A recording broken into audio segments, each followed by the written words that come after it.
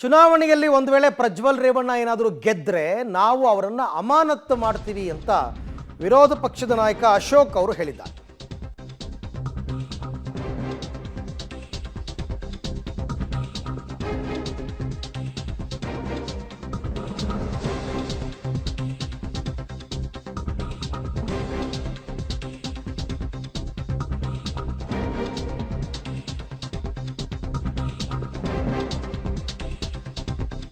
ಪ್ರಜ್ವಲ್ ಗೆದ್ರೆ ನಾವು ಅವರನ್ನು ಅಮಾನತ್ತು ಮಾಡ್ತೀವಿ, NDA ವತಿಯಿಂದ ಅಮಾನತ್ತು ಮಾಡ್ತೀವಿ ಅಂತ ಅಶೋಕ್ ಹೇಳಿರ್ತಕ್ಕಂಥದ್ದು. ಈಗಾಗಲೇ JDS ಇಂದ ಅವ್ರನ್ನ ಅಮಾನತ್ತು ಮಾಡಿದ್ದಾರೆ.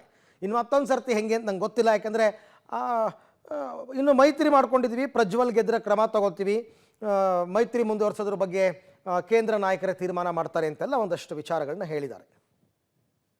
ಆ ವಿಷನ್ 5 ವರ್ಷ ಅವರ MP ಇದ್ರಲ್ಲ, ಅವಾಗ ತೋರಿಸಿದ್ದಾರೆ ಆ ವಿಷನ್ ಎಲ್ಲ. ನಾವು ಟಿಕೆಟ್ ಇನ್ನ ಗೆದ್ದಿಲ್ಲ, ನಮ್ದು ಗೆದ್ರೆ 5 ವರ್ಷ ನಮ್ದು ವಿಷನ್ ಇರ್ತೈತೆ. ಅಲ್ಲಲ್ಲ ಮೈತ್ರಿ, ಅದೇ ಮೈತ್ರಿ ಮಾಡ್ಕೊಂಡು ಟಿಕೆಟ್ ಇನ್ನ ಗೆದ್ದೇ ಇಲ್ಲ. ಅಲ್ಲಲ್ಲ 100% ಅವ್ರ ಮೇಲೆ ಕ್ರಮ ತೆಗೆದುಕೊಳ್ತೀರಿ, ಕಠಿಣ ಕ್ರಮ ತೆಗೆದುಕೊಳ್ತೀರಿ. ಗೆದ್ದ ಮೇಲೆ ನಮ್ಮ ಪಾರ್ಟಿ NDA ಇರ್ತೈತಲ್ಲ, NDA ಇಂದಾನೆ ನಾವು ಕ್ರಮ ತೆಗೆದುಕೊಳ್ತೀವಿ.